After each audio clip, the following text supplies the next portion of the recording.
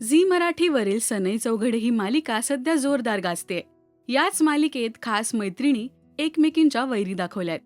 त्या म्हणजे पमा आणि तेजस्विनी. तेजस्विनी उठता बसता पमाचा अपमान करते, पण खऱ्या आयुष्यात तेजस्विनी आणि पमा म्हणजेच अदिती आणि मेघना कॉलेजपासूनच्या मैत्रिणी आहेत. त्यांच्या मैत्रीबद्दल त्यांनी पहिल्यांदाच खास गप्पा मारल्या.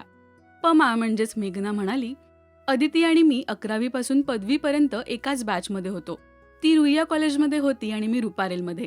एकांकिका स्पर्धांमुळे आमची नेहमी भेट व्हायची. त्या काळात आमच्यात कधीच स्पर्धा नव्हती. आम्ही एकमेकींच्या कामाचं मनापासून कौतुक करायचो. कॉलेज संपल्यानंतर मात्र आयुष्याच्या धावपळीत आमचा संपर्क फक्त हाय हॅलो पुरता राहिला. सनई चौघडेमुळे आम्ही पुन्हा एकदा एकत्र आलो आणि जुन्या आठवणी पुन्हा एकदा ताज्या झाल्या. मालिकेत आमची पात्र एकमेकींच्या अगदी विरुद्ध आहेत. पमा तेजस्विनीला घाबरते, तर तेजस्विनीला पमाची उपस्थितीही आवडत नसते. पण खऱ्या आयुष्यात चित्र अगदी उलट आहे. आमचे मेकअप रूम शेजारी आहेत. आम्ही एकत्र जेवतो, कॉफी पितो, गाणी ऐकतो, व्हिडिओ पाहतो आणि खूप गप्पा मारतो. अदितीला माझ्या डब्यातल्या थोड्या गोडसर भाज्या जास्त आवडतात, तर तीही माझ्यासाठी काही खास बनवलं की घेऊन येते. आम्ही राजगिरा लाडू खातो. मी तिला वॉटर सिपर दिला होता, तर तिने मला डिझायनर बॅग, ज्यावर खरे घुंगरू विणले आहेत, खूप सुंदर बॅग भेट दिली होती. माझ्या मेकअप रूममध्ये स्वामींची मूर्ती आहे. ती हमखास येऊन नमस्कार करते. आमच्या गप्पांमध्ये अध्यात्मालाही विशेष स्थान आहे. ती रेकी करते तर मी प्राणिक हिलिंग करते. त्यावर आम्ही अनेकदा चर्चा करतो. आम्हा दोघींनाही संगीताची खूप आवड आहे.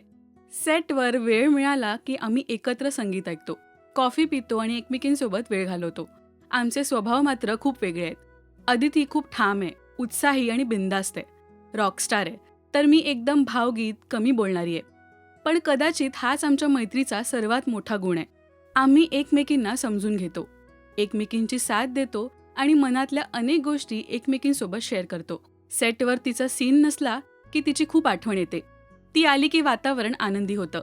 सनई चौघडेमुळे मला माझी जुनी मैत्रीण पुन्हा एकदा मिळाली. ही मैत्री आजही तितकीच सुंदर, प्रामाणिक आणि घट्ट आहे. आयुष्याने आम्हाला पुन्हा एकदा एकत्र आणलं, याचा मला मनापासून आनंद आहे. मालिकेत आपण पाहतोय की पमा आणि तेजस्विनी लवकरच आता विहिणी होणार आहेत. तेजस्विनीसाठी हे मनाविरुद्ध असलं तरी मुलाच्या इच्छेसाठी ती तयार होते. आता येत्या भागांमध्ये दोघींच्या नात्यात काही बदल होणार का, हे पाहणं महत्त्वाचं ठरेल. तुम्हाला मालिकेतली ही 2 पात्र कशी वाटतात हे आम्हाला कमेंट्समधून नक्की सांगा. मराठी मालिका विश्वातील बातम्या, अपडेट्स आणि गॉसिपसाठी सबस्क्राईब करा राजश्री मराठी शोबज.